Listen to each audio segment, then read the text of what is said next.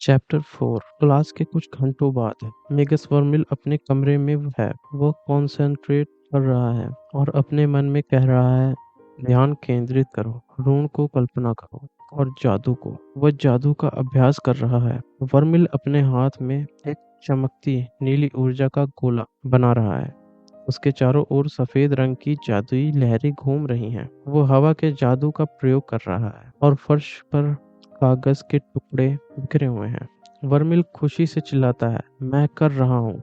वह सक्सेसफुली जादू का यूज कर रहा है। उसके चारों ओर पावरफुल मैजिकल एनर्जी का सर्कल बन रहा है। वह एक्साइटेड है कि उसका मैजिक काम कर रहा है। वर्मिल अपनी उंगली उठाकर खुशी से कहता है, मेरे ऋण फिर से काम कर रहे हैं। वो बहुत एक्साइटेड दिख रहा है। उसके चारों ओर ब्राइट मैजिकल रेज शाइन हो रही हैं। अचानक वर्मिल का बैलेंस बिगड़ जाता है और वह कांपने लगता है। वह थककर फर्श पर गिर जाता है। वह सोचता है कि सही है, अभी एनर्जी, यहाँ तक कि मैजिक की भी अपनी लिमिट्स होती हैं। अभी सीखने के लिए बहुत कुछ बाकी है। एक ऊंचे दृष्टिकोण से शहर का दृश्य दिखाया गया है। पुराने यूरोपियन स्टाइल में बिल्डिंग्स हैं। एक विशाल पत्थर की मूर्ति एक बिल्डिंग के ऊपर बैठी है। वर्मिल नीले बालों वाला एक व्यक्ति सड़क पर चल रहा है। वर्मिल तेजी से चल रहा है। वह सोच रहा है, ऐसा लगता है कि मैं कहीं भी नहीं जा सकता बिना किसी के पीछे घूरने या फुसफुसाने के। अगर मैं जल्दी में हूँ, जैसा दिखूं, तो शायद कोई मुझे रोककर बात करने की कोशिश नहीं करेगा। कुछ स्टूडेंट्स फुसफुसा रहे हैं जब वर्मिल गुजरता है। वर्मिल सोचता है, हालांकि जिन नज़रों से मुझे देखा जा रहा है, उसके आधार पर मुझे किसी से बात करने की चिंता कम करनी चाहिए और किसी से मुझे मुक्का मारने की चिंता ज्यादा करनी चाहिए। उसे एक चिट्ठी मिलती है जिस पर लिखा है, क्लास के 1 घंटे बाद मेरे कमरे में मिलो अगर तुम्हें वह एक्सटेंशन चाहिए। मेगस वर्मिल। एमसी सोचता है, कोई वर्मिल का काम तमाम करना चाहता है। वह एक बड़ी इमारत की सीढ़ियों पर चढ़ रहा है जिस पर लाइब्रेरी लिखा है। कुछ स्टूडेंट एंट्री गेट पर खड़े हैं। वर्मिल एक बड़े लकड़ी के दरवाजे को ढकेलता है जो चरमरा की आवाज करता है। वो अंदर जाता है और आश्चर्य से कहता है, वाह। उसके सामने एक लंबा नीला कालीन बिछा हुआ है। वर्मिल लाइब्रेरी के विशाल हॉल में खड़ा है। वो सोचता है, यह जगह मेरे क्लास से बहुत बेटर है। क्या बात है, हॉल में ऊंची छत है, रंगीन खिड़कियां हैं और बहुत सारी किताबों की अलमारियां हैं। कुछ लोग किताबें पढ़ रहे हैं। एक साइन बोर्ड पर केवल प्रोफेसर लिखा है। वर्मिल देखता है कि एक बूढ़ा व्यक्ति मेज पर बैठा है जहाँ केवल प्रोफेसर लिखा है। वर्मिल देखता है कि एक बूढ़ा व्यक्ति मेज पर बैठा है जहाँ केवल प्रोफेसर लिखा है। वर्मिल सोचता है, वह ठीक वही है जो मैं ढूंढ रहा हूँ। वह सोचता है, काश हमें मुफ्त कॉफी भी मिलती। वह अंदर जाता है और कहता है, नमस्ते, मैं कुछ किताबें ढूंढ रहा हूँ। बूढ़ा व्यक्ति कहता है, मदद करके खुशी होगी। किस तरह की किताबें? वर्मिल कहता है, ऋणों पर एक किताबें। मुझे लगता है कुछ बुनियादी प्रारंभिक स्तर की। तभी वहाँ एक लाल बालों वाली महिला पीछे से आती है और कहती है, तुम मजाक नहीं कर सकते वर्मिल। मॉक्सी कहती है। उस लाल बालों वाली लड़की का नाम मॉक्सी है। मॉक्सी कहती है, लिनविक परिवार इससे भी नीचे गिर गया। अगर तुम इस पर उत्तर आए हो। वर्मिल घूमते हैं और सोचता है, ये कौन है? वह महिला कहती है, क्या तुम अपने परिवार के संसाधनों से इतनी बुनियादी चीजें नहीं ढूंढ सकते? वर्मिल कहता है, लिनविक के संसाधनों का उपयोग इतनी साधारण चीजों के लिए करना बेकार होगा। जब मेरे पास यहाँ सभी बुक्स मौजूद हैं तो मुझे उनका समय क्यों लूं? तब मॉक्सी आंखें मूंद कर कहती है, लेकिन शायद तुम इतने मूर्ख नहीं हो कि दीवार पर सिर मारो। मॉक्सी कहती है, हालांकि मैं सरप्राइज नहीं हूँ कि तुम इनिशियल लेवल किताबें ढूंढ रहे हो। यह फैक्ट कि तुम रैंक 1 पर एक प्रोफेसर हो शर्मनाक है। वह एक अपने हाथ से मैजिकल एनर्जी दिखाती है और कहती है, शायद तुम्हें लड़कियों की स्कर्ट उड़ाने का एक नया तरीका मिल जाए। वर्मिल कहता है, अब रुको मैक्सी, तुम्हें यह करने की जरूरत नहीं। मॉक्सी उसे मैजिकल एनर्जी से धक्का देती है और वर्मिल गिर जाता है।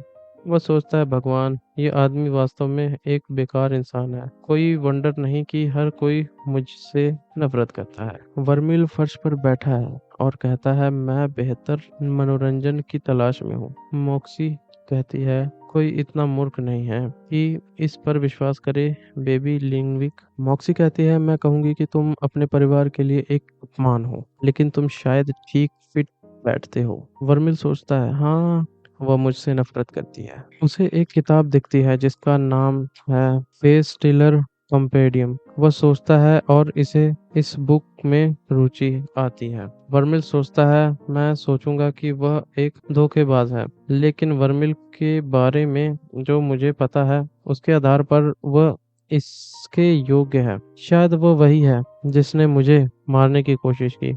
वह एक पुलिस लाइनअप की कल्पना करता है जहां मैक्सी और एक अन्य व्यक्ति खड़ा है। वैसे भी वर्मिल बूढ़े व्यक्तियों से कहता है उन किताबों के बारे में, मैं इसे ले जा रहा हूँ। वर्मिल अपने कमरे में वापस आ गया है। कमरे में कागज के टुकड़े बिखरे हुए हैं। वह सोचता है मुझे अपने रूणों के काम करने के तरीके के बारे में और जानने की जरूरत है। वर्मिल एक कुर्सी पर बैठकर किताब पढ़ रहा है। वह सोचता है और कुछ बोल रहा है कि वह विशाल ऋण निश्चित रूप से सामान्य नहीं है। उसके चारों ओर विभिन्न ऋणों के चित्र दिखाई दे रहे हैं, कुछ नीले और कुछ सफेद रंग के। एक विशाल बैंगनी रंग का जादुई चक्र चमक रहा है जिसमें बिजली की किरणें हैं। वर्मिल सोचता है लेकिन इस पर ध्यान आकर्षित करना मूर्खता होगी। वर्मिल के पास वैसे भी इतने सारे बेकार छोटे हवा के ऋण क्यों थे।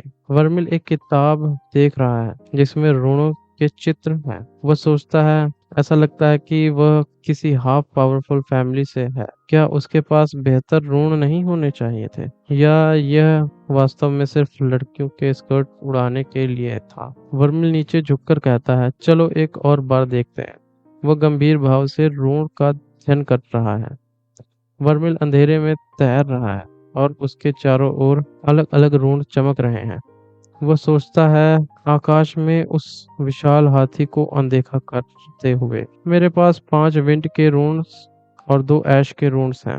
वर्मिल सोचता है इन दोनों के विंड्स के ऋण होने के बावजूद वे अलग महसूस होते हैं। उनमें से एक में वॉइड महसूस होता है। यह लगभग ऐसा है जैसे प्रत्येक एक बाल्टी है या एक पर्सनल एनर्जी सोर्स जैसा है। वर्मिल एक पानी का कैन लेकर ऋण पर पानी डालने की कल्पना कर रहा है। वह सोचता है जितने अधिक एनर्जी से भरे होंगे उतने ही पावरफुल होंगे, और मॉन्स्टर को मारने से बाल्टी बड़ी हो जाती है और इसमें पानी ज्यादा भरा जा सकता है। यह वैसा है जैसा मैंने जंगल में महसूस किया था जब मैंने अंत में उनमें से एक को मारा।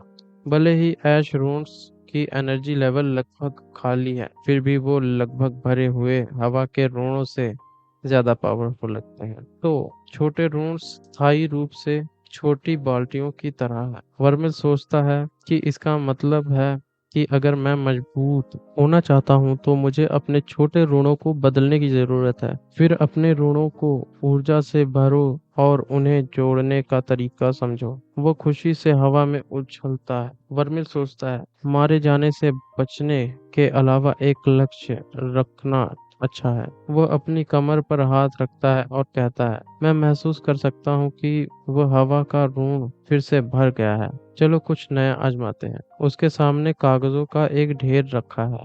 वर्मिल अपना हाथ उठाता है और हवा का जादू का प्रयोग करता है। शक्तिशाली हवा की लहरें कागजों को ढेर की ओर बढ़ती हैं। वर्मिल का हाथ कागजों के ढेर की ओर इशारा करता है। वह कहता है ओह, उसकी आंखों में आश्चर्य है। कागजों का ढेर हवा के जादू से कट जाता है। वर्मिल खुशी से कहता है बिल्कुल सही, मैंने इसे काट दिया। उसका हाथ अभी भी जादुई ऊर्जा से चमक रहा है। वर्मिल सोचता है कि ठीक है, हवा का जादू मैं समझ गया। शायद एक बार जब मैं इस पर महारत हासिल कर लूं तो मैं उड़ भी सकता हूं, लेकिन जब मैं इसे चैनल करने की कोशिश करता हूं तो मैं राख के ऋण को महसूस भी नहीं कर सकता।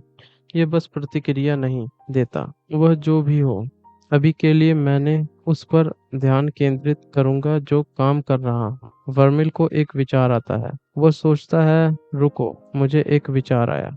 शायद मैं अपने हवा के जादू का उपयोग करके इस गंदगी को साफ कर सकता हूँ। इस तरह की चीजों का व्यवस्थित करना एक बच्चे का खेल होगा। वर्मिल हवा के जादू से कागजों को उड़ाने की कोशिश करता है। कागज हवा में उड़ाकर कमरे में बिखर जाते हैं। वो सोचता है, काफी अच्छा। वह दरवाजे के पास बिखरे कागजों को देखता है। वर्मिल सोचता है, अब जब मुझे पता है कि क्या देखना है, तो मैं अपने एक हवा के ऋण को उपयोग करते समय होते हुए महसूस कर सकता हूँ। मेरा मास्टर प्लान के अगले चरण का समय वह थक कहता है, नींद।